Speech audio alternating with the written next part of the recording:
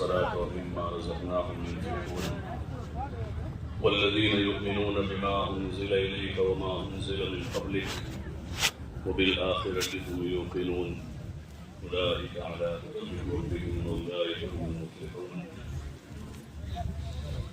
وقال تعالى: ومن أحسن قولا ممن دعا إلى الله وعمل صالحا وقال إنني من المسلمين.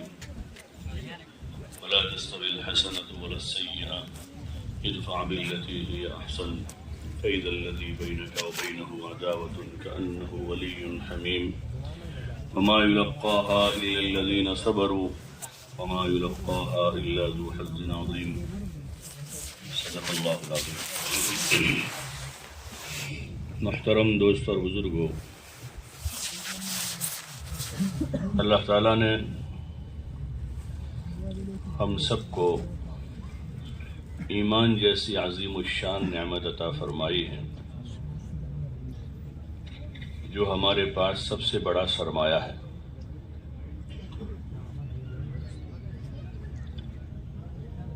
لوگ اپنے اپنے سرمایے کی حفاظت کرتے ہیں۔ کسی کا سرمایہ مال دولت ہے، کسی کا زمین جاگیر ہے، کسی کے پاس سونا چاندی ہے، تو وہ ہر وقت اس کی حفاظت کرتے ہیں، اس کو بڑھانے کی کوشش کرتے ہیں، جو ہے وہ محفوظ رہے اور زیادہ اس میں اضافہ کرے۔ زمین ہے تو اور بڑھ جاوے، مال ہے تو اور اس میں ترقی ہو جاوے۔ جو بھی ہیں آدمی کے پاس ہر وقت اسی کی لالچ اسے لگی رہتی ہے، اور جو اس کے پاس ہے وہ چلا نہ جاوے۔ 80 سال کی عمر ہو گئی، وہاں تک بھی وہ چھوڑنا نہیں چاہتا۔ 90 سال عمر ہو جاتی ہے، نہیں چھوڑنا چاہتا۔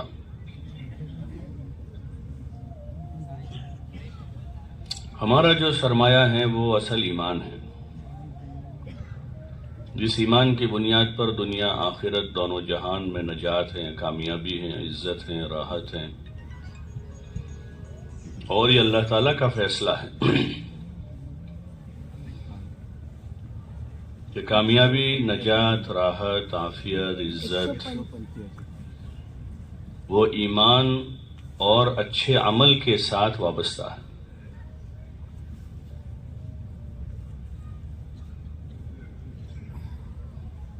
جہاں ایمان اور عمل ہوگا وہاں یہ ساری چیزیں اپنے آپ آ جائے گی، ساری چیزیں وہاں آ کر جمع ہو جائے گی۔ جیسے مقناطیس ہوتا ہے، مقناطیس لوئی چمبک ہوتا ہے، تو وہ آپ اس کو جہاں رکھ دو، اس کے قرب و جوار میں جتنا لوہا ہوگا وہ سارا اس کے پاس آ جائے گا۔ وہ آنا چاہے نہ چاہے اس کو آنا ہی پڑے گا۔ ہوتا ہے نا،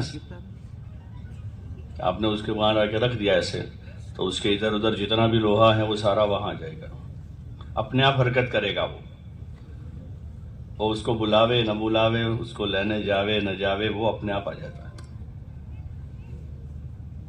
ایسے ایمان و عمل میں کشش ہے۔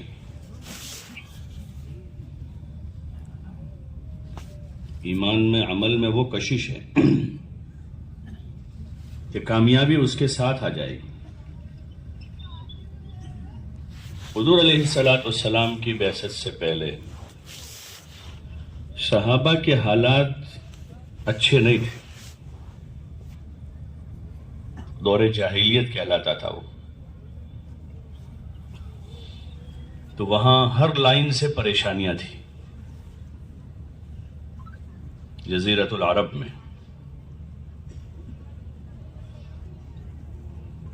اخلاقی پہلو دیکھیں یا ان کے آپسی زندگیاں دیکھیں کہ جس میں ایک تو یہ ہے کہ قبائلی کچھ خوبیاں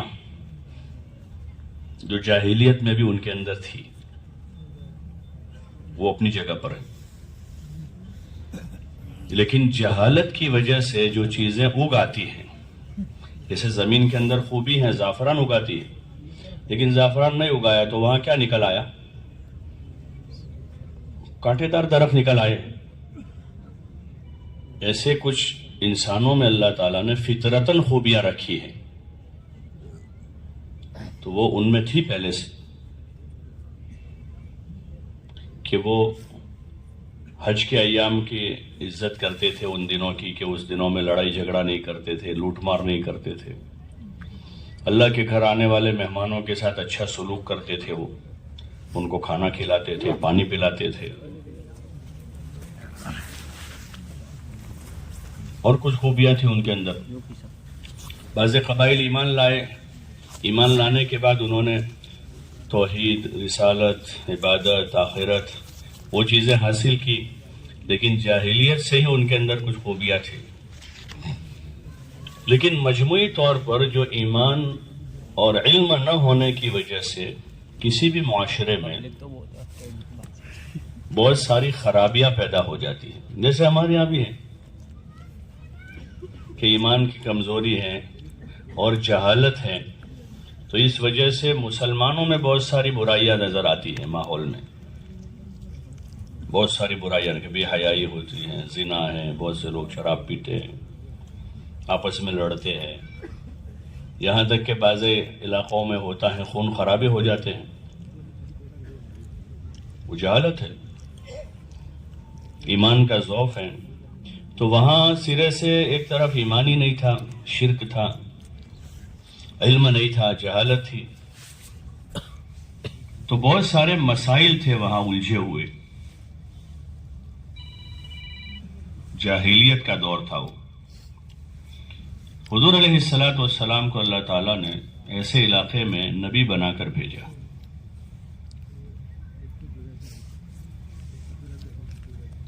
تو آپ علیہ السلام نے ان کو ایمان کی طرف بلایا، قولوا لا الہ الا اللہ تفلحوا۔ پہلے تو آپ صلی اللہ علیہ وسلم خاموشی سے دعوت دیتے رہے، پھر جب آپ کو حکم ہوا ایھا المدثر قم فانذر وربک فکبر، کھڑے ہو جائیے اور لوگوں کو ڈرائیے، انجام سے آگاہ کیجیے۔ انذار کہتے ہیں انجام سے آگاہ کرنے کو، کہ انجام کیا ہوگا، اس انجام کی خبر دیجیے، انجام سے آگاہ کیجیے۔ تو آپ صلی اللہ علیہ وسلم نے صفا پہاڑی پر، ان کے وہاں معمول تھا، جیسے ہمارے یہاں بعض معمول کوئی خبر ایسی ہو جائے مسجد کے مائک سے اعلان کرتے کہ کسی کا انتقال ہو گیا ہے، خبر دیتے ہیں، یا آج کل اور ذرائع ہو گئے دوسرے بھی، سوشل ذرائع ہیں جس سے خبر آتی ہے لوگوں کو، ایک دیکھتا ہے دوسرا، آپ نے کچھ دیکھا، خبر ہے کوئی۔ اب وہ زمانہ ہو گیا، پہلے لوگ محلے میں منادی کرتا تھا، کوئی آدمی آتا تھا مائک لے کے، یا رکشے کے ذریعے سے لوگ کہلواتے تھے، کوئی خبر ہوتی تھی، ہوتا نا رکشے والا گھومتا تھا، تو ان کے عرف میں تھا کوئی ایسی خبر ہوتی تھی تو پہاڑی پر چڑھ جاتا کوئی آدمی اور اوپر سے خبر کرتا، آواز زور سے دیتا تھا۔ مسجد کا مینارہ بھی جو مدن پہ وہ اذان کے لیے بنتا تھا، اوپر جا کے مسجد کے باہر مینارہ ہوتا تھا، اوپر چڑھ کے اذان دیتے تھے مینارے پر سے، تاکہ سب لوگ سنیں، آواز دور تک جاوے۔ تو حضور صلی اللہ علیہ وسلم نے صفا پر سے مختلف قبائل کو آواز دی، ان کو جمع کیا، وہ نیچے آ گئے پہاڑی کے، اور آپ صلی اللہ علیہ وسلم چونکہ مکہ میں معروف آدمی تھے کہ آپ صادق الامین ہیں، سچے ہیں، امانت دار ہیں، تو آپ نے اپنی اس سچائی والی صفت کی ان سے تصدیق لی کہ میں آپ کی نظر میں کیسا آدمی ہوں، اگر میں آپ کو خبر دوں کہ پہاڑ کے پیچھے سے ایک حملہ آور دشمن آپ کے پیچھے آ رہا ہے، حملہ کر رہا ہے، تو آپ میری بات مانو گے؟ تو سب نے کہا کیوں نہیں مانیں گے، آپ تو سچے آدمی ہیں، ضرور مانیں گے ہم۔ تو آگے سے تصدیق کی کہ میں خبر دینے والا ہوں، آگے آپ مانو گے تب میں آپ کو بتاؤں، تو بولے ہاں ضرور مانیں گے۔ تو پھر آپ نے ان سے کہا قولوا لا الہ الا اللہ تفلحوا، کہ لا الہ الا اللہ کہو کامیاب ہو جاؤ گے۔ تو یہ خبر ان کے لیے جو تھی وہ بہت زیادہ اجنبی تھی، بہت ہی اجنبی خبر تھی، ان کے کانوں سے اس قسم کی بات مانوس نہیں تھی بالکل، ایک دم سے ان کو کہ یہ کیا کہہ رہے ہیں۔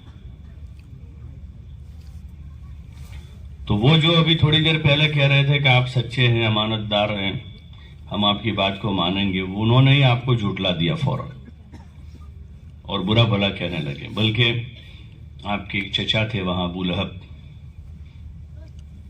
جن کی مذمت میں وہ آیت نازل ہوئی پھر سورہ لہب کی، تبت یدا ابی لہب وتب. تو ابو لہب نے حضور صلی اللہ علیہ وسلم کو سخت برا بھلا کہا، بہت سخت، بہت نازیبا کلمات کہے آپ کی شان میں.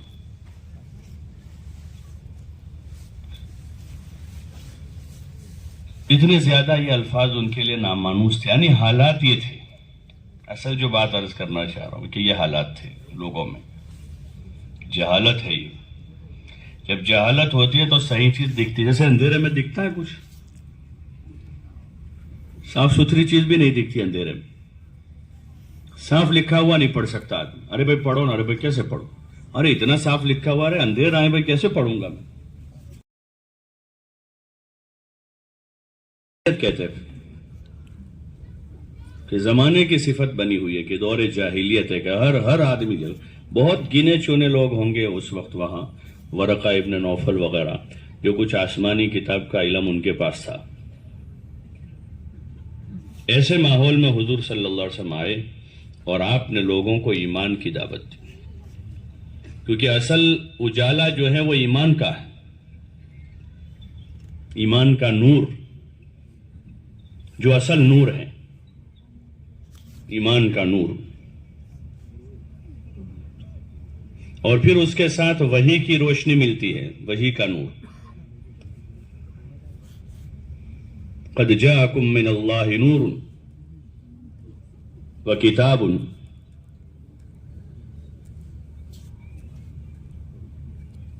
کہ وہ روشنی ملتی ہے پھر اس کے ساتھ، تو پھر نظر آتا ہے، اب پتہ چلتا ہے کیا ہے. تو ابھی ہمارے پاس جو ایمان کا نور وہ بھی مدھم پڑا ہوا ہے. وولٹیج پورے نہیں ملتے تو بتی کیسے جلتی ہے؟ بھائی لائٹ تو ہے لیکن وولٹیج پورے تو وہ بالکل بلب ایسا ہو جاتا ہے کہ کچھ دکھتا ہے نہیں دکھتا، کبھی دکھتا ہے کبھی ہوتا ہے نا سر. تو ہمارا وہ حال ہے. ایمان ہے، اللہ کا فضل ہے، بہت بڑی مہربانی ہے اس نے ایمان دیا ہے، کلمہ پڑھنے کی توفیق دی ہے. ہم ایمان والے ہیں، الحمدللہ. کہو الحمدللہ، اللہ کا فضل ہے. لیکن وہ وولٹیج جتنے ملنے چاہیے وہ وہ وولٹیج، جمعہ کے دن وولٹیج آتے ہیں تو سب بھاگتے ہیں مسجد کی طرف. وہ لائٹ کبھی کبھی آتی ہے نا تو چونکا زور تیز چلتا ہے، اور پھر جب وہاں سے وولٹیج کم ہوتے ہیں تو پھر وہ سلو ہو جاتا ہے، فریز بند رہتا ہے، اے سی چلتا نہیں، کہتے وہ اے سی اٹھتا نہیں کہ پورے وولٹیج ملتے. تو ایسے ہی اس ایمان کو قوت دینی ہوتی ہے. آپ نے صحابہ سے بھی کہا جددوا ایمانکم، کہ اپنے ایمان کو تازہ کیا کرو، تجدید کیا کرو ایمان کی، اس میں قوت حاصل ہو. اور کسی جگہ کہا کہ جیسے کپڑا میلا ہو جاتا ہے ایسے ایمان میلا ہو جاتا ہے، اس کو دھونا پڑتا ہے اللہ کی یاد سے، اس کے کلام کی تلاوت سے، اس کے ذکر سے، اللہ کی باتیں کرنے سے. اللہ کا ذکر یعنی اللہ کا تذکرہ،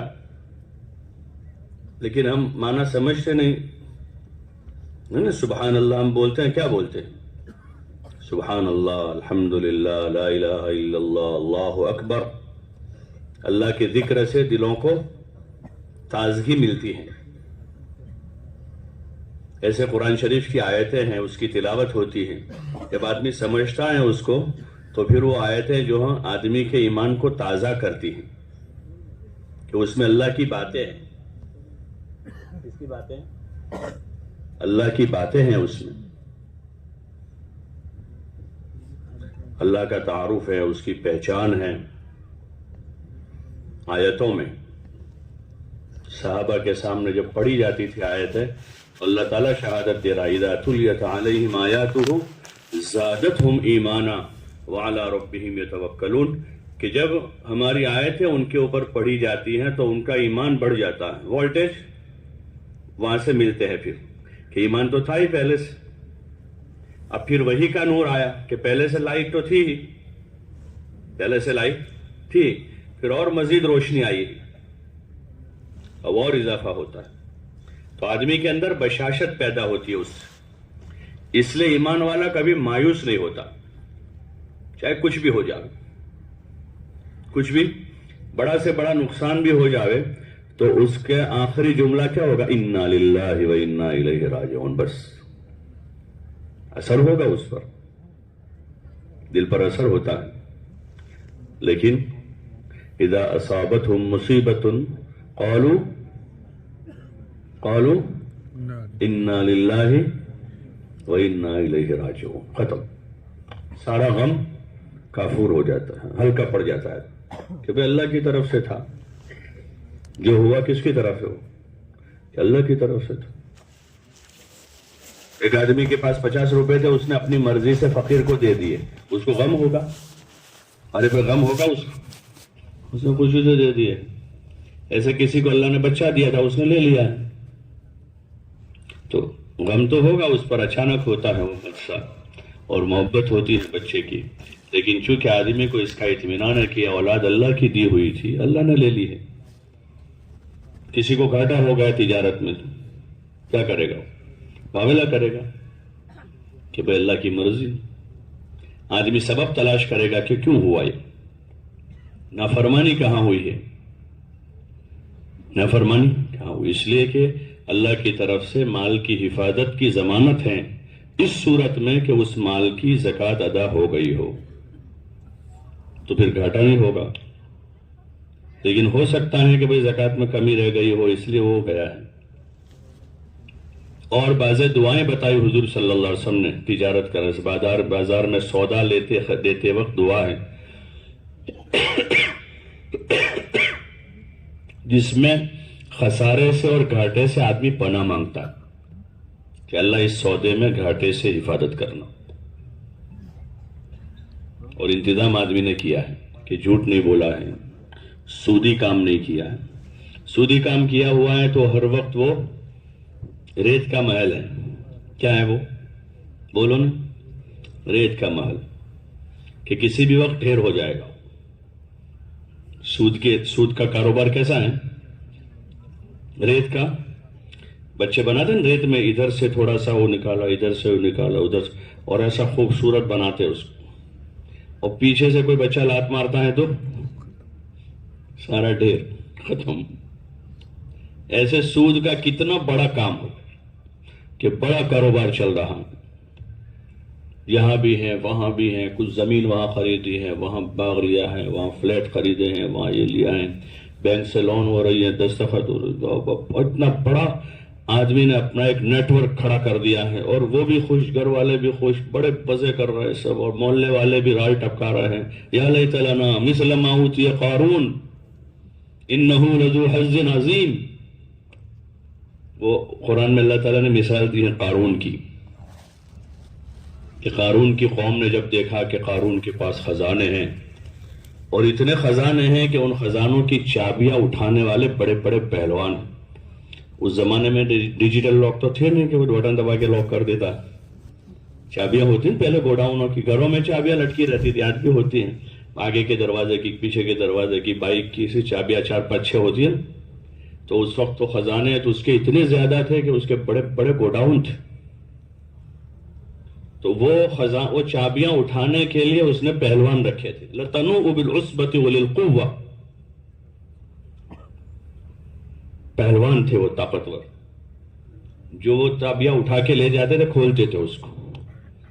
جب اس کو وہ اپنی زیب و زینت کے ساتھ نکلا، قوم کے درمیان میں اپنا مال دکھایا اس نے جب، تو پھر لوگ تمنا کر، یا لیت لنا مثل ما اوتی قارون انہ لذو حظ عظیم، بڑا خوش نصیب ہیں، بڑا خوش قسمت ہیں،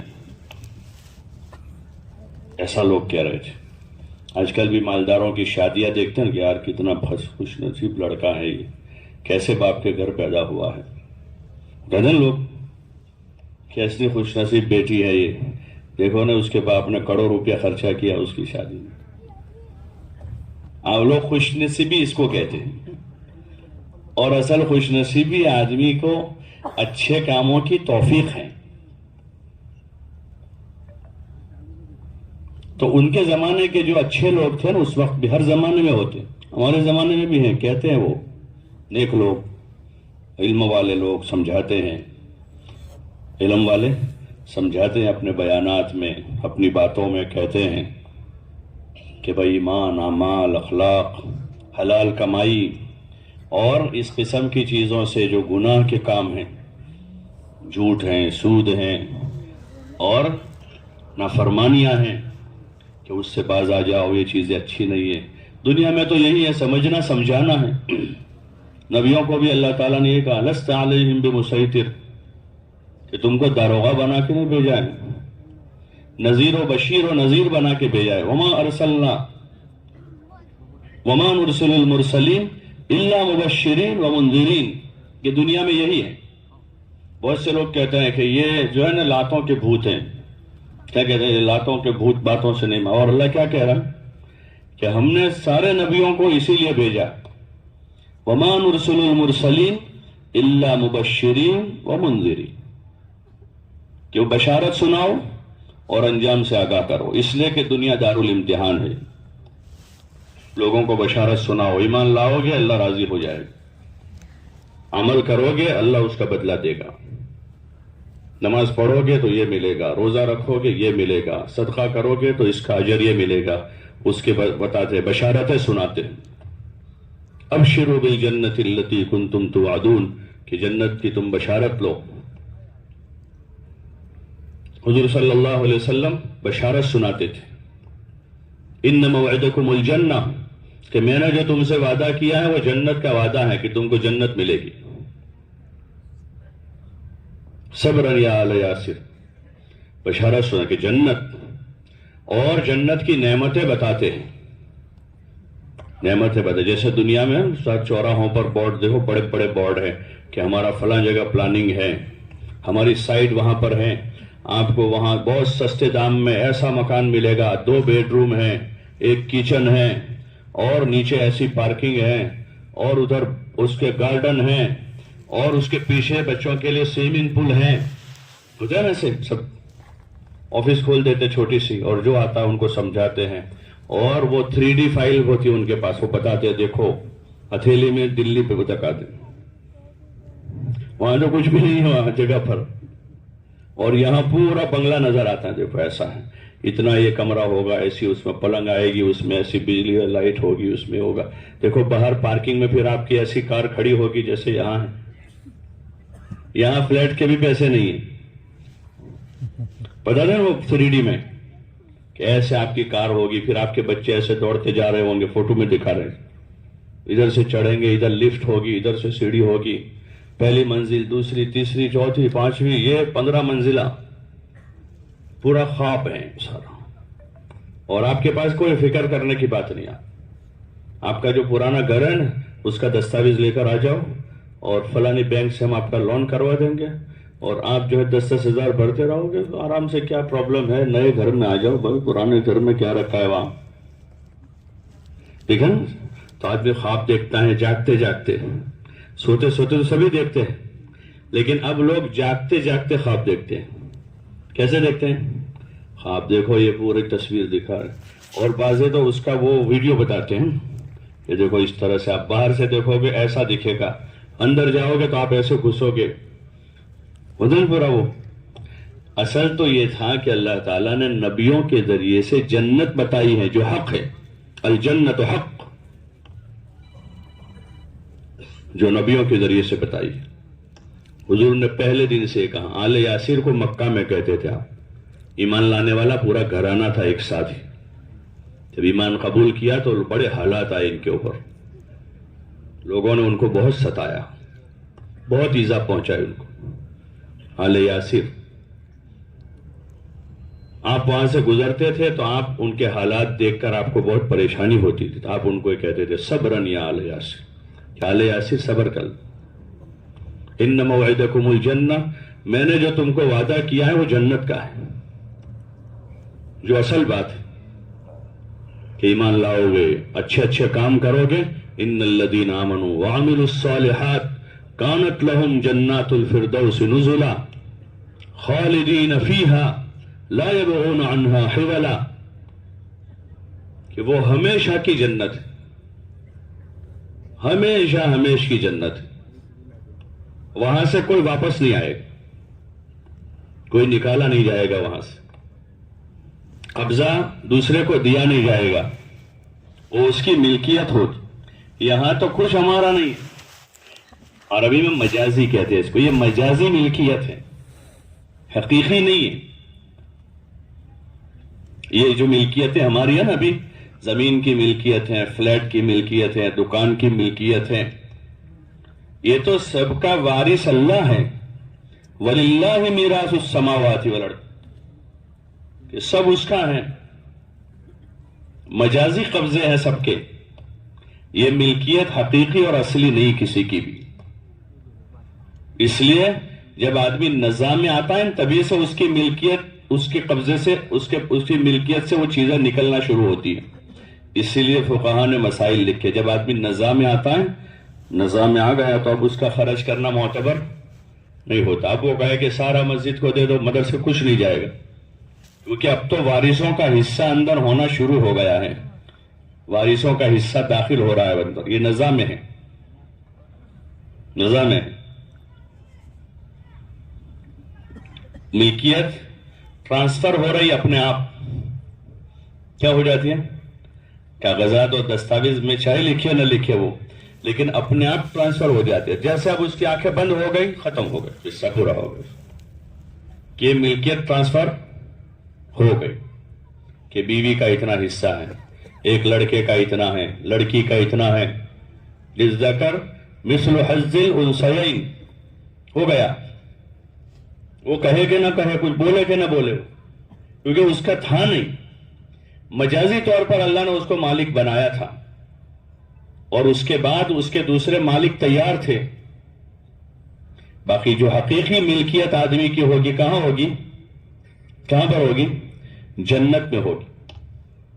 تو حضور علیہ السلام نے ایمان کا یہ فائدہ بتایا کہ جو ایمان لائے گا، اور ایمان لانے کے بعد پھر آگے کی بات کہی کہ اچھے کام کرے گا، نماز پڑھے گا، رمضان کے مہینے میں روزے رکھے گا، اور صاحب مال ہے تو اپنے مال کی زکوٰۃ ادا کرے گا خوش دلی سے، اور صاحب مال ہے زندگی میں ایک مرتبہ اپنا حج فرض ادا کرے گا وہ، اور دیگر جو حقوق اس کے ذمے کیے ہیں اچھے اچھے کام کے متعلق، کہ ماں باپ کے ساتھ بھلا سلوک کرے گا، بیوی بچوں کے ساتھ اچھا سلوک کرے گا، رشتہ داروں کے ساتھ صلہ رحمی کرے گا، یہ اچھے اچھے کام ہیں سارے جو جنت کی طرف لے جانے والے کام ہیں۔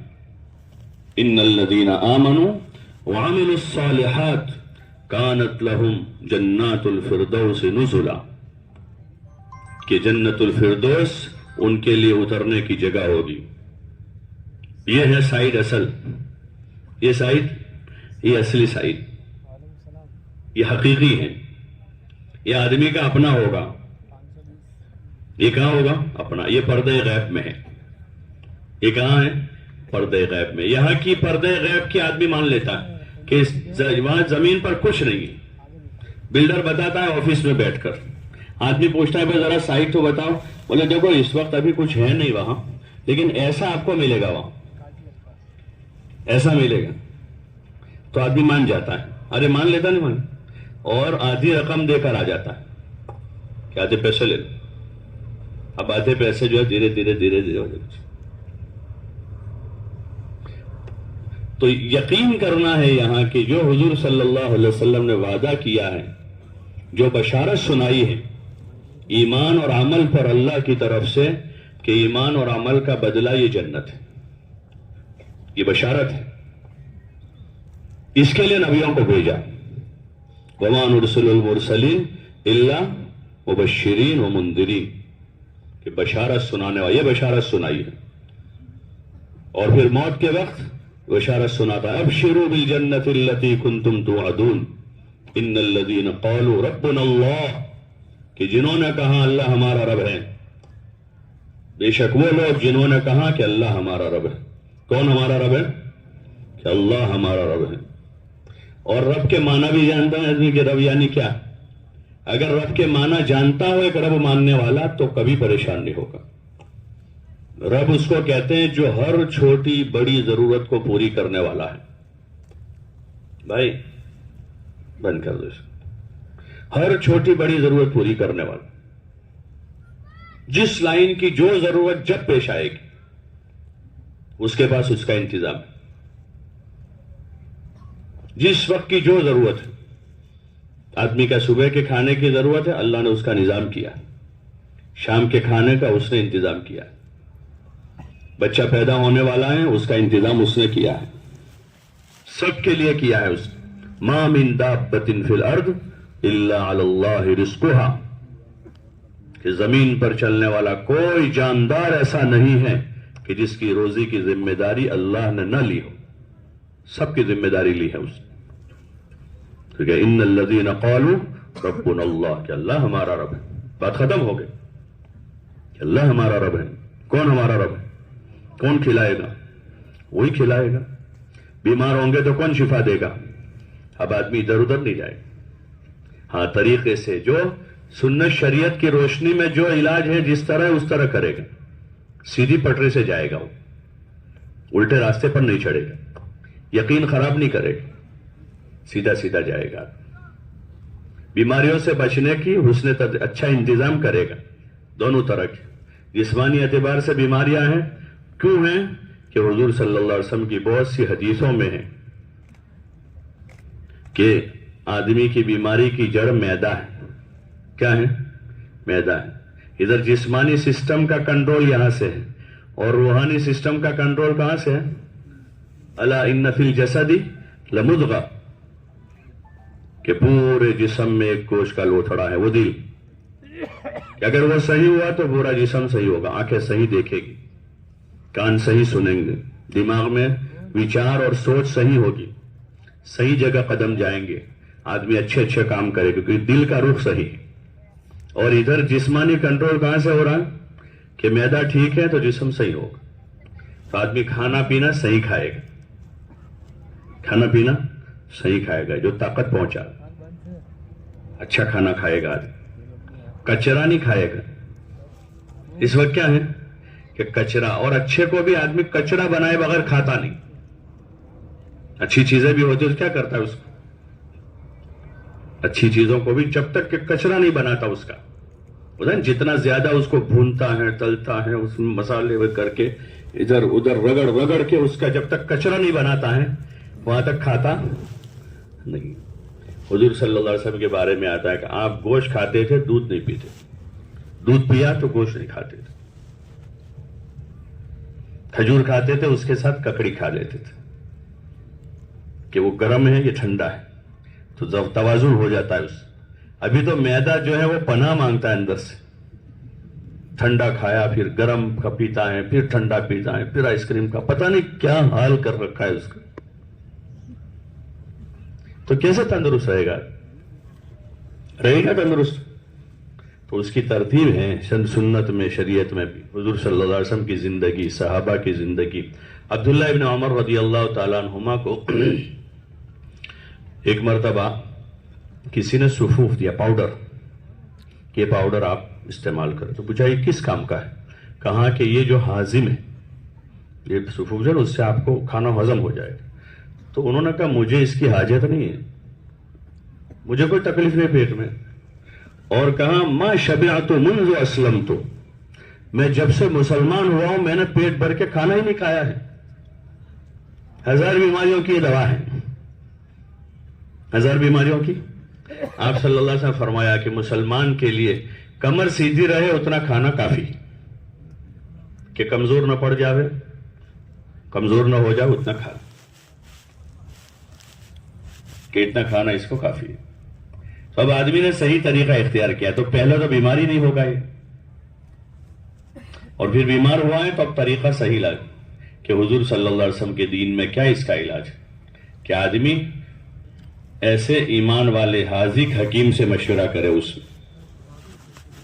جس کو اللہ کا ڈر بھی ہے اور اس کے پاس علم بھی ہے اس لائن کا, کہ ماہر ہے وہ اپنے فن میں, اور اس کو اللہ کا ڈر بھی ہے, تو وہ صحیح مشورہ دے گا.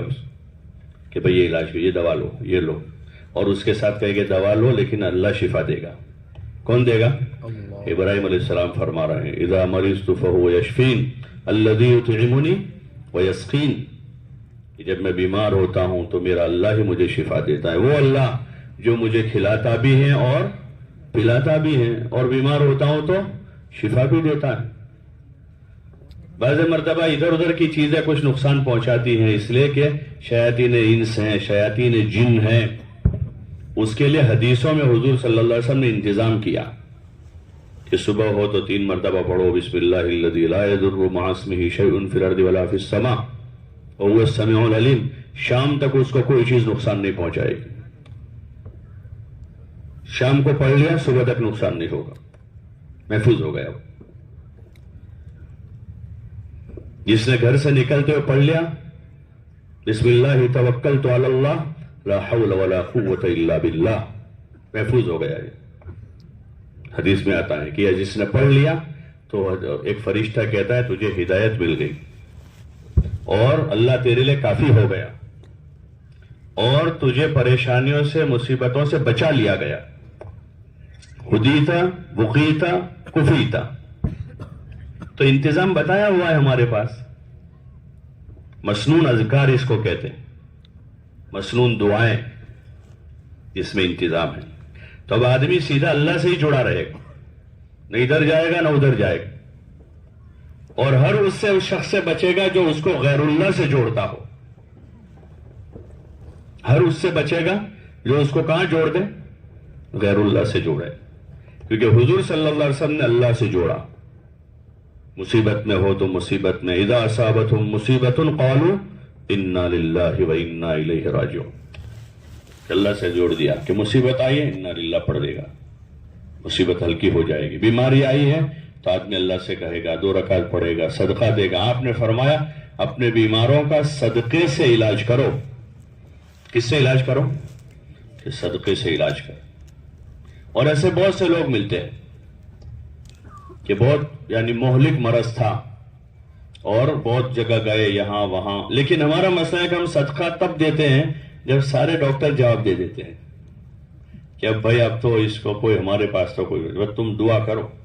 وہ تو اخیر میں یعنی وہ ڈاکٹر جو دہریہ ہوتا ہے وہ بھی یہ کہتا ہے کہ بھائی اب اس کو تم اوپر والے کے حوالے کر دو. یا وہ ہوتا ہے جو ایک اللہ کے ساتھ بہت سو کو شریک ٹھہراتا ہے، مشرک ہے. وہ بھی اب سمجھتا ہے کہ ہمارا سائنس اب آگے نہیں چل رہا ہے. وہ کہتا ہے بھائی اب آپ جو ہے نا تو اس کو آپ کسی یعنی جگہ جا کر اس کو تم دعا کراؤ، ایسا کہتا. وہ بھی کہتا ہے آخری درجے میں ہو گیا. حضور علیہ السلام نے ہمیں پہلے وہ بتایا کہ جب کوئی حاجت ہو، کوئی پریشانی ہو، کوئی تکلیف ہو تو 2 رکعت پڑھیں اور اللہ سے کہیں. اور دوسرا کیا بتایا کہ بیماروں کا کس سے علاج کرو؟ صدقے سے. کہ آدمی صدقہ دے اللہ کے لیے کہ اس سے بڑی بلائیں مصیبتیں پریشانیاں دور ہو جاتی، بلکہ بعض بلائیں اتری ہوئی ہوتی ہیں وہ دفع ہو جاتی صدقے سے. اتنا طاقتور عمل ہے. صدقہ بری موت سے بھی بچاتا ہے. حدیث میں آتا ہے کہ بری موت سے بچنے کا ذریعہ صدقہ ہے کہ آدمی صدقہ دے. اپنے ہاتھ سے فقیر کو دیں. اپنے ہاتھ سے پہنچانا یہ بھی ایک عمل ہے شریعت. اپنے ہاتھ سے پہنچا گا. کسی حاجت مند کو تلاش کریں، ضرورت مند کو تلاش کریں، ہر وقت تلاش کریں کہ حاجت مند کو ہے. ہم جو اس کی مدد کر سکتے، ہم جس طرح کر سکتے. کوئی حاجت مند ہے، کوئی ضرورت مند ہے، کوئی محتاج ہے تو اس سے اس کی حاجت پوری ہوگی. اور اس کی حاجت پوری ہوگی تو حدیث میں کہ تم کسی کی ایک حاجت پوری کرو گے تو اللہ کتنی کرے گا؟ 70 حاجتیں پوری کرے گا. اور دوسری روایت ابن عباس والے نے اعتکاف کے فضائل میں حضرت شیخ نے لکھی ہے، فضائل رمضان میں، کہ ایک آدمی گیا ان کے پاس کہ بھائی میرا ایسا مسئلہ ہے، فلاں آدمی سے بات ہے، سب باتیں انہوں نے ساری کر دی اپنا وقت. تو فوراً انہوں نے جوتے اٹھائے نکلنے لگے تو بھائی آپ کا اعتکاف ہے، یاد نہیں؟ بولے مجھے یاد ہے، میرا اعتکاف مجھے یاد ہے، لیکن میں نے خبر والے سے صلی اللہ علیہ وسلم سے سنا ہے کہ کوئی آدمی کسی مسلمان کی حاجت میں اس کا کام آ جائے تو اس کو کتنا ثواب ملتا ہے؟ کتنا ثواب ملتا ہے؟ 10 سال کے اعتکاف کا ہے، 10 سال کا اس کے اعتکاف کا اس کو ثواب ملتا ہے، اتنا بڑا اجر ملتا ہے اس کو۔ تو آدمی حاجت والے کو تلاش کرے گا کہ یہ میں اس پر احسان نہیں کر رہا ہوں، یہ میرے پاس آیا ہے، وہ مجھ پر احسان کر رہا ہے کہ مجھے اتنے بڑے ثواب کا وہ حقدار بنائے گا، میرا صدقہ اس کے پاس جائے گا تو وہ میری بری موت سے بچنے کا یہ سبب بنے گا۔ تو آدمی صدقہ دے کر غریب پر احسان نہیں جتلائے گا، بلکہ اس کا احسان سمجھے گا کہ مجھے مستحق مل گیا۔ جیسے تاجر گاہک تلاش کرتا ہے، تاجر گراہک کہ کوئی مال بکتا نہیں ہے اور اچانک کوئی آدمی گراہک آ جاوے تو اسی کا کہ ایک مال بکتا ہی نہیں تھا، 2 سال سے پڑا تھا، اور کوئی اچانک آ گیا رات میں 10 بجے کہ بھائی صاحب دینا ہے، ارے ہاں بھائی آئیے بیٹھیے تشریف رکھے، تو اور دل میں خوش ہوتا ہے، کوئی دیکھو چلو بھائی آ گیا، کوئی گھر والوں کو کہتا ہے کہ ذرا دعا کرنا، آ گیا ہے آدمی، سب کو کہتا ہے بھائی آدمی مل گیا ہے، خوش ہو جاتا ہے کہ بھائی میرا نہ نکلنے والا مال یہ لے جائے گا، کوئی نہیں لے جا رہا تھا، دیکھ آدمی آ گیا، یہ زمین پڑی ہوئی تھی کئی سالوں سے، کوئی نہیں لیتا تھا اس، لیکن ایک آدمی مل گیا ہے۔ تو جیسے کیونکہ اس میں آدمی کو نفع دکھ رہا کہ یہ زمین لے جائے گا تو مجھے اتنے لاکھ روپے اس سے فائدہ ہوگا، ایسے آدمی کو فقیر میں نفع دکھے گا کہ یہ میرا صدقہ لے گا تو بری موت سے حفاظت کا ذریعہ ہے، پھر نظر ادھر ہوگی۔ اس وقت تو ہماری ساری توجہ پیسے پر ہے، اس لیے وہ جہاں سے آتا ہے وہاں خوشی ہوتی ہے، چاہے وہ سود کا آوے، جھوٹ کا آوے، کہیں سے آتا ہے تو خوشی ہوتی، کھٹکا بھی ہوتا ہے بعض مرتبہ، لیکن وہ خوشی اتنی غالب ہوتی ہے کہ وہ کھٹکا مغلوب ہو جاتا ہے۔ آدمی کو بہت سے ایماندار آدمی ہوتا ہے، اس کو کھٹکا ہوتا ہے کہ یار یہ برابر پیسہ نہیں آ رہا، لیکن وہ پیسہ حاصل کرنے کی خوشی غالب آ جاتی ہے تو آدمی باوجود اس کھٹکے کے بھی لے لیتا ہے۔ ایسے جب یہ فضائل سامنے ہوں گے، جنت سامنے ہے اور نعمتیں ہیں، جو نعمتیں نبیوں نے بتائی ہیں اور حضور صلی اللہ علیہ وسلم نے بتائی اور بشارت سنائی، تو مرنے والے کو بھی یہاں بشارت سنائی جا رہی ہے کہ جس نے ایمان لا، جو اللہ پر ایمان لایا، قالوا ربنا اللہ ثم استقاموا، اور اپنے ایمان پر جم گئے، تتنزل علیہم الملائکہ، کہ موت کے وقت ان کے پاس فرشتے آتے ہیں۔ یہ کوئی فرضی بات نہیں ہے، یہ کوئی فرضی بات، کوئی کہانی نہیں ہے، یہ حقیقت ہے، یہ اللہ کی آیت ہے۔ تتنزل علیہم الملائکہ، اور وہ آ کر اللہ تخافوا ولا تحزنوا، کہ آگے کی کسی چیز کا خوف مت کرو اور پیچھے چھوٹنے والی چیزوں کا کوئی غم نہ کرو، کہ بیوی جا رہی ہاتھ سے، بچے آپ کے ہاتھ سے نکل رہے، آپ کی اتنی جائیداد جا رہی ہے آپ کے ہاتھ سے اور موت آ رہی ہے، کوئی غم نہ کرو اس کا۔ وَأَبْشِرُوا بِالْجَنَّةِ الَّتِي كُنْتُمْ، تو وہی بات ہے پھر آگے، بِالْجَنَّةِ الَّتِي كُنْتُمْ تُوعَدُونَ، کہ بشارت لو اس جنت کی جس کا ہم نے تم کو وعدہ کیا۔ آپ نے کہا نا علی یاسر کو، اِنَّ مَوْعِدَكُمُ الْجَنَّةُ، کہ ہمارا تم سے وعدہ کیا ہے کہ یہ تمہاری قربانیوں پر، تمہارے مجاہدوں پر، تمہارے ایمان پر، تمہارے اچھے اچھے کاموں پر اللہ تم کو جنت دے گا۔ تو یہ بشارتیں سنانے کے لیے انبیاء علیہ السلام کو بھیجا اللہ کہ جا کر بشارتیں سناوے۔ پھر وہ بشارتیں سن کر اندر داعیہ پیدا ہو کہ اب ہر حال میں اللہ کے حکم پر جمنا ہے، اپنے ایمان پر ثابت قدم رہنا ہے، باقی ہماری روزی روٹی، ہماری صحت، قوت اور ان ساری چیزوں کا جو تعلق ہے وہ اللہ سے ہے۔ ہماری روزی کسی کے ہاتھ میں نہیں، کوئی ہماری روزی روک نہیں سکتا، نہ کوئی منسٹر روک سکتا ہے، نہ کوئی آفیسر روک سکتا ہے، اور نہ کوئی پہلوان روک سکتا ہے، نہ کوئی ہمارا دشمن روک سکتا ہے۔ اگر دشمنوں کے ہاتھ میں ہوتا تو ہم تو کب کے مر گئے ہوتے، کوئی کھانے دیتا ہم کو۔ اور اہل اقتدار کے ہاتھ میں ہوتا تو وہ تو ہمارا وجود ہی پسند نہیں کر رہے، کہاں زندہ ہوتے ہم۔ لیکن چونکہ معاملہ اللہ کے ہاتھ میں، لیکن ہماری کمزوری کی وجہ سے ہم ڈرے ہوئے، ہمارے اندر جو گھبراہٹ ہے کیا ہوگا، کہاں سے کھائیں گے, کہاں سے لائیں گے, گھر کیسے بنے گا اس مہنگائی کے دور میں. لوگ کہتے ہیں نا سر کہ ایسے مہنگائی کے زمانے میں گھر بنانا مشکل ہے, اور زیادہ سے زیادہ ابھی بن رہے ہیں, پہلے اتنے تھے گھر؟ ارے تھے بھائی, تو بول یہ رہے ہیں یعنی الٹی بات کر رہے ہیں کہ کچے تھے, اب سب کے پکے ہی بن رہے ہیں. پہلے تو کوئی آدمی ایک دیوار ایک طرف کی بنانی ہوتی تھی, وہ 10 سال سوچتا تھا. وہ پہلے وہ ٹانٹ کے پردے لگاتا تھا, پھر اس کے بعد اس سے اوپر آتا تھا تو وہ بانس کی وہ کھڑی کرتا تھا, اور اس کے اوپر گوبر وغیرہ سے اس کو لیپتا تھا, اور پھر اسی میں 8-10 سال نکال دیتا تھا. پھر جا کے وہ پلان کرتا تھا کہ اب تھوڑا پایا کھود کے اس میں کچی اینٹوں کی ایک دیوار بنانی ہے. دو پڑوسی مل کر سوچتے تھے بھائی تمہارے پاس کچھ ہے, ہمارے پاس. وہ کہ بھائی دیکھو اس وقت میرے پاس نہیں ہے. یہ کہتا تیرے پاس, بولا ہاں میرے پاس 250 روپے ہیں. تو اینٹیں والتے ادھار اور گارا وغیرہ یہ اور مزدوری کا پیسہ ہو جائے گا. اینٹ والے کو اپنے دونوں مل کر تھوڑے تھوڑے ادا کریں گے, اور دونوں مل کر ایک دیوار بناتے تھے اور مٹھائی تقسیم کرتے تھے محلے میں کہ بھائی ہماری دیوار جو ہے نا وہ گارے مٹی کی بن گئی. اتنا خوش ہوتا تھا.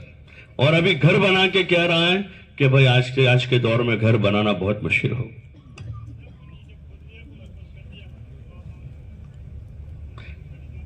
تو ساری ذمہ داری کس نے لے رکھی ہے؟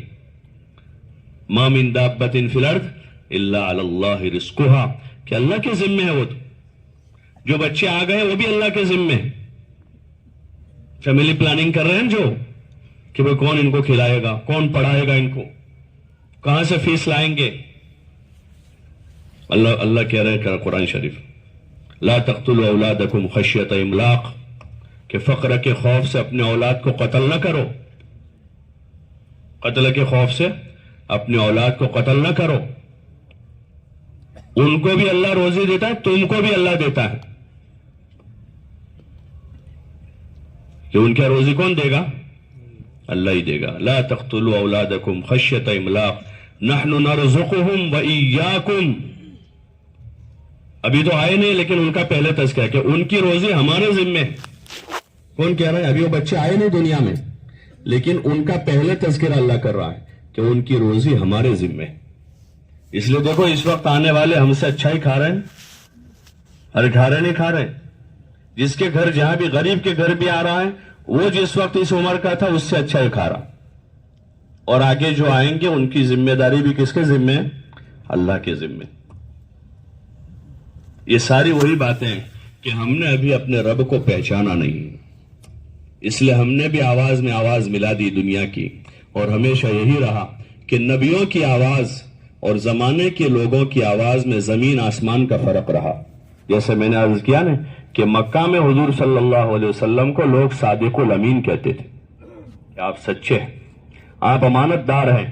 لیکن جب یہ اچھی سچی بات لے کر آئے تو ایک دم وہ یہ بات ان کے لیے اجنبی ہو گئی. سچی بات کہہ رہی آپ نے, قولوا لا الہ الا اللہ تفلحوا, جو دنیا کی سب سے سچی بات ہے. سارے نبیوں نے یہ بات کہی تو اس بات پر وہ ایک دم بفر گئے, ایک دم بفر گئے. اور آپ کے ساتھ اتنا محبت کا تعلق رکھنے والے, آپ کو صادق الامین کہنے والے, بچہ بچہ آپ کی عزت کرتا تھا مکے میں, وہ ایک دم بفر گئے سب. اور بعد میں کسی ایک موقع پر وہ کہہ رہے ہیں اجعل الآلہۃ الہا واحدا ان ھذا لشیء عجاب, کہ سارے معبودوں کو ملا کر ہم ایک کر دیں. کیسی عجیب بات کرتے ہیں کہ یہ سب سے تو ہوتا نہیں ہے. 360 ہم نے بنا رکھے ہیں یہاں, ان سب سے تو مسئلے حل نہیں ہو رہے ہیں. اور یہ کہہ رہے ہیں کہ ایک اللہ کی عبادت کرو. تو ہر زمانے میں رہا. اور آپ جیسا معزز مکرم انسان اور کون ہو سکتا ہے؟ آپ کو جھٹلایا گیا تو میں اور آپ کون ہیں؟ تو ہم ان کی آواز میں اپنی آواز ملا لیں گے تو مسئلہ حل ہو جائے گا. بہت سے لوگ کیا کہتے ہیں اصل میں مصلیحت ہے, کیا کر رہے ابھی زمانہ ہی ایسا ہے, بچے بھی ایسا کہتے تھے, بیوی بھی یہ کہہ رہی تھی, بھائی بہن میں بھی ہے, تو میں کیا کروں اب. تو وہ تو پہلے دن سے تھا. اپنی ذاتی اور طبعی چیزوں میں ہم سب کی مخالفتوں کے باوجود اپنی طبیعت پر جمے ہوئے.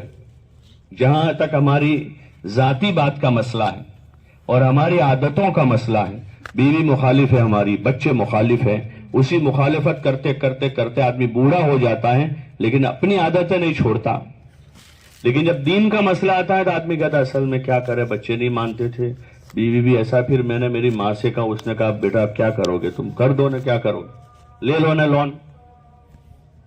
تو پھر میں نے بھی کیا کروں، اب میں مجبور ہوں. یہ مجبوری نہیں ہے، یہ یقین کی کمزوری، یہ یقین کی کمزوری آدمی کی، کہ آدمی جم جائے گا، سختی نہیں کرے گا، لڑائی نہیں کرے گا، لیکن آدمی اپنے اس معاملے میں کسی ملامت کرنے والے کی ملامت کی پرواہ نہیں کرے گا. اپنے دین پر جمع رہے گا، وہ 5 وقت کا نمازی رہے گا، وہ اپنے مال کی وہ زکوٰۃ ادا کرے گا، وہ حلال راستے سے کمائے گا چاہے کم ملے گا. اس لیے کہ آدمی کے ذمے اپنی بیوی بچوں کو وہ نفقہ دینا ضروری جو خود کھاتا ہو. خود بھی دال روٹی کھا لے گا، ان کو بھی کھلا دے گا. خود بھی سادہ کپڑے پہن لے گا، ان کو بھی پہنا دے گا. خود بھی کرائے کے گھر میں رہ لے گا، ان کو بھی اس میں رکھ لے گا. جو اپنے گھر والے ہیں وہ بھی کرایہ دار ہیں، وہ کرایہ دار سے زیادہ ان کو بھرنے رہتے ہیں سب. ادھر میں بجلی کا بل 6000 آ رہا ہے، اور وہ پانی کا اتنا ہے، اور روڈ کا اتنا ہے، اور اس کا اتنا ہے، اور وہ ویرے سارے آتے ہیں لکھ کر گجراتی میں. وہ سال کا حساب کرے تو بہت سارے کرایہ داروں کا کرایہ کم ہوتا ہے، بنگلے والے کو زیادہ بھرنے کے ہوتے. تو آدمی پھر لوگوں کی ملامت کی پرواہ نہیں کرے گا. اللہ کے حکم، میرا رب اللہ ہے، اس اللہ کا میں نے کلمہ پڑھا ہے، اس نے مجھے پیدا کیا ہے، اس اللہ کی میں فرما برداری کروں گا. ثم استقاموا، کہ آدمی جم گیا ہے. بیوی مقابلے میں آئی، کبھی بچے مقابلے میں آئے ہیں، کبھی خاندان مقابلے میں آیا ہے، کبھی قوم مقابلے پر ہیں. نبیوں کے واقعات میں یہ ساری چیزیں ہیں. لوط علیہ السلام کے وہاں بیوی مقابلے پر تھی، نوح علیہ السلام کا بیٹا مقابلے پر تھا، شعیب علیہ السلام کی قوم مقابلے پر تھی، نوح علیہ السلام کی قوم مقابلے پر آئی، حضور صلی اللہ علیہ وسلم کی قوم مقابلے پر آئی. ان واقعات میں ہمارے لیے عبرت ہے، اور صحابہ کے حالات میں ہمارے لیے عبرت ہے. کسی کے لیے قوم مقابلے پر ہے، کسی کا باپ مقابلے پر آ گیا، کسی کی اولاد آ گئی سامنے، کسی کی بیوی آئی ہے، کسی کی ماں آئی. حضرت سعد کا قصہ ہے کہ ان کی ماں نے قسم کھا لی کہ جب تک تو دین نہیں چھوڑے گا میں سر میں کنگھی نہیں کروں گی، اور دھوپ میں رہوں گی، چھاؤں میں نہیں جاؤں گی، اور لوگ تجھے اپنی ماں کا قاتل کہیں گے کہ میں مر جاؤں گی اس طرح. پھر لوگ کہیں گے کہ اس نے اپنی ماں کو مار دیا. تو پکے تھے، سمجھایا، بہت سمجھایا ماں کو، محبت سے، نرمی سے. دیکھا یہ تو بالکل ٹس سے مس نہیں ہو رہی. تب ان کو بڑی محبت سے کہہ دیا کہ دیکھو اماں، اگر اس معاملے میں تیرے جیسی 1000 مائیں قربان ہو جائے تو میں تیار ہوں، باقی میں اپنا دین نہیں چھوڑ سکتا. حضرت عمر نے اپنے ساتھی کو، جو ہجرت کر کے 3 گئے تھے نا، حضرت عمر اور عیاش ابن ربیعہ تھے، وہ جب وہاں گئے راستے میں پھر وہ آئے اور انہوں نے کہا کہ تیری ماں نے قسم کھائی ہے. ان کو بہلا پھسلا کر لے گئے. تو عمر کہ بھائی مت جاؤ، یہ دھوکہ دیں گے تم کو، تیری ماں کو دھوپ لگے گی تو اپنے آپ چھاؤں میں آ جائے گی. حضرت عمر ذرا مضبوط دل کے آدمی تھے، لیکن وہ نہیں مانے اور وہ چلے گئے. اور ان پر ایسے حالات آئے کہ وہ پھر اپنے دین پر باقی نہیں رہ سکے. پھر بعد میں جب وہ آئے تھے نا قل یا عبادی الذین اسرفوا، تو عمر نے لکھ کر وہ بھیجی ان کو، کہ جب وہ پڑھی تو پھر دوبارہ اسلام میں آئے. تو اس طرح کسی کی ماں آئی مقابلے پر، لیکن وہ چونکہ اللہ کو رب مان چکے تھے کہ ہمارا رب کون ہے، وہی کھلاتا ہے، وہی پلاتا ہے، بیمار ہوں گے وہی شفا دے گا. عزت ذلت کا مالک کون ہے، وہی ایک اللہ ہے جو ہمیں عزت دے گا. کوئی اس کو جو اسے عزت دے دے اس کو کوئی ذلیل نہیں کر سکتا ہے، اور جس کی ذلت کا وہ فیصلہ کر لے راتوں رات اس کو تخت چھوڑنا پڑتا ہے. اس کے لیے اس ملک میں ایک انچ زمین نہیں رہتی باقی کے بو رہا ہے، کیونکہ اوپر سے اس کی ذلت کا فیصلہ ہو چکا ہے. قل اللہم مالک الملک تؤتی الملک من تشاء وتنزع الملک ممن تشاء وتعز من تشاء وتذل من تشاء. کہ عزت کا مالک اور پورے ملک کا مالک ایک اللہ ہے، پورا ملک اسی کا ہے. وہ تو ہم نے ساری تقسیم کر رکھی، بارڈر بنائی، پاسپورٹ اور ویزا اور یہ وہ سارا، وہ تو دنیا کے لوگوں نے کیا ہے. ملک اللہ کا ہے، اس میں اس کا کوئی شریک نہیں ہے. قل اللہم مالک الملک، کہ پورے ملک کا مالک ایک اللہ ہے. تؤتی الملک من تشاء، وہ جسے چاہتا ہے اس ملک پر حکومت پر بٹھاتا ہے. صدیوں تک اس نے مسلمانوں کو بھی بٹھایا، اور ابھی جس کو بٹھایا ہے اس کے بٹھائے ہوئے ہیں. جس دن وہ چاہے گا راتوں رات اتار دے گا، کوئی اتارنے نہیں جائے گا. سب لوگ کوشش کریں کہ اس کو اتار دیں، لیکن اگر وہاں سے فیصلہ نہیں ہوا تو کوئی نہیں اتار سکتا. لیکن جس دن وہاں سے فیصلہ ہو گیا تو پھر وہ اس فیصلے کو روکنے والا کوئی نہیں ہو سکتا. نہ کوئی اپنی ذاتی طاقت ہوتی ہے، نہ کوئی جمہوری طاقت ہوتی ہے، نہ کوئی عوامی طاقت ہوتی ہے کہ فیصلہ اوپر سے ہوا ہے. نہ کوئی ایٹم بم کسی کو بچا سکتا ہے، نہ کوئی اپنا دستہ اور اپنے باڈی گارڈ اور رکشک بچا سکتے ہیں. بلکہ اگر جس دن فیصلہ ہو جاوے تو رکشک بھکشک ہو جاتے ہیں کہ فیصلہ کے اوپر سے کچھ اور ہو چکا ہے. وہ رب ہیں جس کے ہاتھ میں پورا نظام ہے. ہزاروں سال کی تاریخ اس کی شاہد ہے اس زمین کی، کہ یہاں اس زمین پر وہی لوگ کامیاب ہوئے ہیں جنہوں نے اس اللہ کی اطاعت کی ہے، اس کی فرما برداری کی ہے. اسی کا فیض انتم الاعلون ان کنتم مومنین، کہ تم ہی سر بلند رہو گے اگر تم ایمان والے ہو. یہ آخری فیصلہ ہے، یہ فائنل ڈیسیشن. انتم الاعلون ان کنتم مومنین، یہی شرط ہے بس. چاہے ان کے پاس مال ہو نہ ہو، بغیر مال کے خدا ان کو زمین کا وارث بنا دے گا. وَلَقَدْ كَتَبْنَا فِي الزَّبُورِ مِن بَعْدِ الذِّكْرِ أَنَّ الْأَرْضَ يَرِثُهَا عِبَادِيَ الصَّالِحُونَ، کہ ہم اس زمین کا وارث نیک لوگوں کو بنائیں گے. یہ فیصلہ اوپر کا ہے، یہ اللہ کا فیصلہ ہے. لیکن جب نیک نہیں رہیں گے تو پھر کیا ہوگا کہ بدوں میں بد سے بدتر آئیں گے. اس لیے نبیوں نے آ کر اس کی محنت کی، اور جب اس محنت کے نتیجے میں ایک مجموعہ تیار ہو جاتا تھا تو پھر اوپر سے مدد آتی تھی. بڑی بڑی سلطنتیں گر جاتی تھی. قیصر کی صدیوں پرانی سلطنت، پرشین امپائر اور رومن امپائر، قیصر اور کسرا، وہ سب ڈھیر ہو گئے صحابہ کے سامنے. وہ اس طرح آ گئے کہ جیسے غلام آقا کے سامنے آتے ہیں. ان کے پاس حکومت تھی، ان کے پاس طاقت تھی، ان کے پاس قوت اور اکثریت تھی. اور یہاں یہ دنیا میں مشہور تھے کہ جزیرۃ العرب کے بدو ہے. ان کے پاس کوئی تہذیب نہیں ہے، ان کے پاس کوئی علم نہیں ہے، ان کے پاس کچھ نہیں ہے. اس لیے جب وہ جاتے تھے تو سمجھتے تھے کہ یہ بھوکے ہوئے اس لیے آئے ہیں. تو بعض کہتے تھے کہ ہم تمہارے کھانے پینے کا انتظام کر دیتے ہیں، تم واپس چلے جاؤ. تو کہتے تھے کہ ہم تمہارے پاس راشن لینے نہیں آئے ہیں. جس کے پاس ایمان ہے وہ کسی کے راشن کا محتاج ہوگا؟ وہ کسی اللہ کے غیر کے پاس ہاتھ پھیلائے گا؟ وہ کہ ہم تمہارے پاس راشن لینے نے. ان اللہ ابتعثنا، اللہ نے ہمیں بھیجا ہے. لنخرج العباد من عبادت العباد الى عبادت رب العباد، کہ ہم لوگوں کو لوگوں کی غلامی سے نکال کر ایک اللہ کی غلامی میں داخل کرنے کے لیے آئے. یہ ہمارا مقصد ہے. ہماری بھوک کا مالک ہمارا اللہ ہے، اس نے ہماری روزی کی ذمہ داری لی ہے. باقی ہم تمہارے پاس اس کے بھیجے ہوئے آئے ہیں. من ضیق الدنیا الی سعتھا، جن کے پاس پہننے کے کپڑے پورے نہیں ہیں، اعلیٰ معیار کی سواریاں نہیں ہیں، وہ ان سے کہہ رہے ہیں کہ ہم تم کو دنیا کی تنگیوں سے نکال کر دنیا کی وسعت میں لانے کے لیے. ان کو کہہ رہے ہیں کہ جن کے پاس سواریاں ہیں، جن کے پاس بڑے بڑے محل ہیں اور جن کے پاس سونا چاندی کے ڈھیر لگے ہوئے ہیں، ان کو یہ کہہ رہے ہیں کہ ہم تم کو ان تنگیوں سے نکالنے آئے ہیں جن کی طرف ہم ابھی للچائی ہوئی نظروں سے دیکھ رہے ہیں، کہ ان کے پاس مکانات ہیں، ان کے پاس محل ہیں، اور ان کے پاس سواریاں ہیں، اور ان کے پاس گاڑیاں ہیں. اللہ تعالیٰ ایک جگہ کہہ رہا ہے کہ اگر ہم کو اہل ایمان کے ایمان کا خطرہ نہ ہوتا تو ہم ان کے گھروں کی چھتوں کو سونے کی بنا دیتے. اتنا ہم ان کو دیتے، اس لیے کہ سارا ملا کر بھی وہ جو ہے مچھر کا پر نہیں ہے جس کو ہم دیکھ رہے ہیں. سارا وہ اصل اندر کی طاقت ہے کہ جس نے اس کو رب مانا ہے اب اس کو یہاں کسی کی پرواہ نہیں ہے. ہاں، وہ اس اللہ کی غلامی میں متواضع بن کر چلے گا، وہ کسی سے ڈر کر سر نہیں جھکائے گا.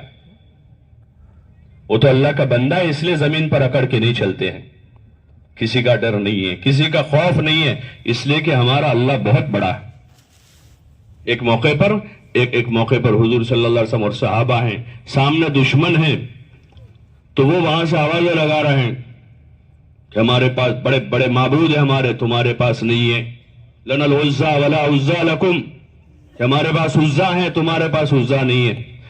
اور اس سے پہلے قسم قسم کی باتیں کرتے تھے، صحابہ جواب دینے کے اس میں تھے، حضور نے کہا خاموش رہو، کوئی جواب دینے کی ضرورت نہیں، ہر سوال کا جواب نہیں ہوتا، ہر آواز کا جواب نہیں ہوتا ہے۔